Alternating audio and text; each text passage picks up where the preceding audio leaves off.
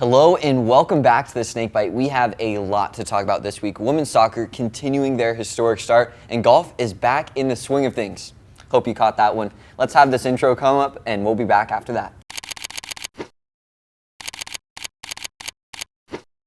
Women's soccer is still unbeaten. Yes, you heard me right. The ladies are off to a 4-0-2 start through the first 6 games of the season and find themselves tied for the lead in the SSC standings.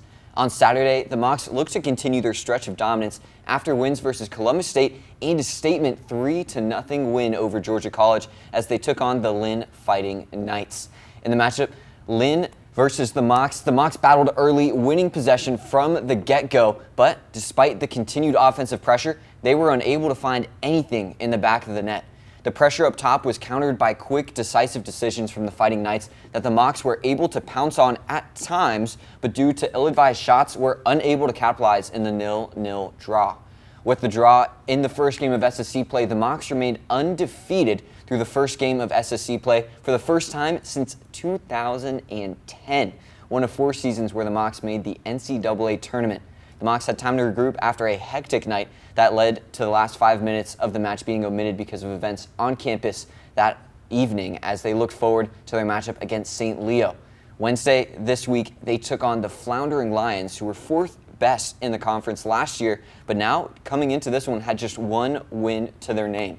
The Mocs came into the matchup looking to bounce back from the disappointing draw to the Fighting Knights and came out the gates on fire with this set piece from Riley Hasegawa to Ali Draper for Draper's first goal as a Moc and Hasegawa's first assist of the season.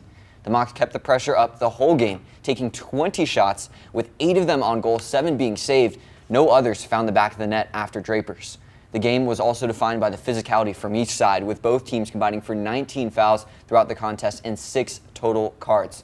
5 of those went the Mocs' way, as one of them was a red card to Frankie Gayton. The Mocs will be resuming action on Wednesday as they go on the road for the first time in a little bit, and they'll take on Eckerd College. This past weekend, Florida Southern men's soccer and the #1 Lynn Fighting Knights met for the 36th time. Things stayed even through the first 34 until Lynn opened the game up with the first goal of the match. Lasse Detmer was challenged early with a few dangerous shots from the Fighting Knights, but managed to keep the deficit at 1 heading into the half. The reigning national champs jumped out of the half with near instant penalty to find their second goal of the game. The Mocs looked to respond with shots on goal of their own, but tremendous goalkeeping from Lynn held the Mocs at bay with 0 on the scoreboard. The knockout blow in this one came in the 72nd minute when Lynn found their third and final goal of the match to secure the 3-0 Mocs loss, and they fell to St. Leo on the 24th, continuing their unfortunately tough road tour. The game featured a lack of offensive production from FSC, firing just 1 shot on goal for the 90 minutes of play. The final game away from home will be at Georgia Southwestern State University on September 27th at 7 p.m. before the Mocs return home to take on Eckerd. The volleyball team headed west to Tampa last weekend, playing 2 matches in the mini SSC-GSC crossover. To open it up, they fell against number 19 West Florida, taking the Argos to 4 sets. Naoko Sasaki continued her defensive excellence this season, leading the team with 15 digs, and defense was a big part of Florida Southern's game against West Florida, as freshman Layla Visser led both teams with 5 blocks. The battle between the two was tight throughout, with 5 points being the largest deciding factor between the 2 teams to close a set, with West Florida winning the first 2 by a score of 25-23 and 25-20, with the Mocs coming back in the third to stay alive. And in that third set, sophomore Bally Coles recorded 5 kills in it, leading the Mocs to a clutch 25-23 victory. Unfortunately, the Argos showed why they're the number 19 team in the country and finished it off with a 25-20 victory in set 4. The Mocs got right back at it later that night against Valdosta State University, coming out of the gate strong. A 25-9 victory in the first set put them back on track thanks to key contributors Lindsay Pichtel and Tori Borton. Set 2 was a tight competition as the teams found themselves tied at 24 points each. Near the end, Valdosta won that one 28-26 to even things at 1. The Mocs didn't stay down for long, though, don't worry, as freshman Peyton Nazar recorded 3 straight aces to catapult Florida Southern to a 25-15 victory, and then they finished it off in the next one, winning it 25-20, as Coles and Moreland each contributed greatly to the victory. Against Valdosta State, the Mocs logged 14 aces and 48 kills. This young Mocs team is looking really good as they start to head into conference play. They now own a 6-2 record as they are set to face off against St. Leo University Friday evening tonight. The number 7 men's golf team opened their season in Albany, Georgia at the Hurricane Invitational, where they drove away the competition and secured their first win of the season. During the 2 days of play, Florida Southern dominated largely in part with Jack Vanderscher. The freshman tied for second in his debut, shooting a stellar .212, equating to a 4 under par on the weekend. In other highlights, the 2025 SSC Golfer of the Year, junior Colton Swartz, posted a 1 under par on the first day, and freshman Anthony Monteleone recovered from a 4 over par start on the first day to finish the even for the tournament.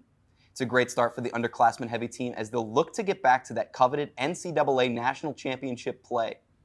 For now, the team has a couple of weeks to rest as their next tournament will be on October the 13th for the Copperhead Championship in Palm Harbor, Florida. Women's golf was also in action as they continued their season after the SSC warm-up in McCormick, South Carolina for the Savannah Lakes Intercollegiate Tournament. After 2 days of play, they landed on the podium in second place, just 10 strokes behind the leader, Lee University. Graduate student Claire Gimple and sophomore Ava LaBelle led the pack, tying for 6 with scores of .219, 3 over par.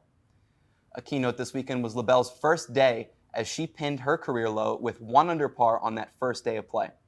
The Mocs will see the green again on October 6th in Palm Beach Gardens for the NCAA National Championship preview. As they have the last 6 years, Waterski kicked off their season against Rollins as the Mocs extended their win streak against the Tars to 5. In this one, the Mocs outscored the Tars 1,425 to 1,105 with strong individual performances coming from both men's and women's teams. The Mocs had 3 first-place finishers in the competition as Chase Sparks sparked the win for the Mocs, shining in the jump category for the men, flying 157 feet in the air to claim his gold. Sierra Klinchuk also came out on top in the women's slalom, with Perrine Saunier finding first in the women's jump too. Waterski will now travel up to Harmony, North Carolina for their next match in the SAC Regional Championship on October 4th and 5th, where they're looking to be even better for the national competition.